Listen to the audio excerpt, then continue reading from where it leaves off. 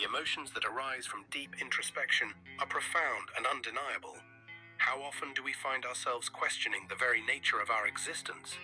How often do we deny the truth that is being revealed to us, not out of disbelief, but because the magnitude of that truth seems so overwhelming that we fear we are losing our grip on reality? Yet, as I've been reminded time and time again, this isn't madness. It's the truth unfolding, shaking us to our core, pushing us past the boundaries of what we've been conditioned to accept. I can't help but wonder how many of us are truly prepared to face what is beyond the veil of our comfort zones. We've all been taught to follow a prescribed path, a series of rules that keep us in check, in line. But what happens when we step off that path and question everything we've been told? For some, this challenge becomes a war of the mind, a fight against the reality we thought we knew. But can we afford to continue living in denial? Can we afford to remain blind to the chaos that surrounds us, the madness that seems to grip the soul of humanity? This is what I see in the world around me. Humanity lost in its own delusions, caught in a web of contradictions. A kingdom divided against itself, as it is written. But what does this mean? It is not only a battle between ideologies or nations, it is the battle within each and every one of us. The war between the mind, body, and spirit. The struggle between our higher selves and the physical reality we inhabit. How often do we allow these forces to be at odds, to remain out of alignment, when in truth they are meant to be in harmony? When our mind, body, and spirit are in conflict, we experience the chaos of a kingdom divided. But what if we could find unity within ourselves? What if we could realign with our higher purpose, with our true nature? How different would our lives, our world be, if we were able to restore balance?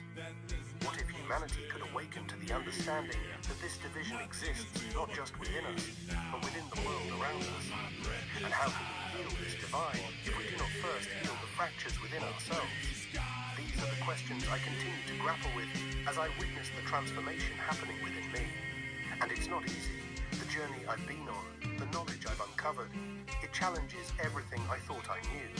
I remember the first time I came into this understanding when I literally saw the golden statues of ancient Kemet come to life before my eyes. How do we reconcile these experiences, the visions, the knowing that emerges from deep within, when they defy the very fabric of what we've been taught to believe? Is this just madness? Or is it a glimpse into a deeper truth, one that has always been there, hidden beneath the surface? Consider this. How often do we shut ourselves off from the knowledge that is trying to reach us simply because we're afraid of what it might mean? How many of us refuse to listen to that inner voice, that intuition, that silent knowing that we all carry? Could it be that we've been conditioned to ignore the wisdom within, so we can remain tethered to a reality that no longer serves us? As I continue on this path, I am reminded that everything is connected. The mind, the body, the spirit, they are all reflections of the same energy, the same source. What happens when these forces align?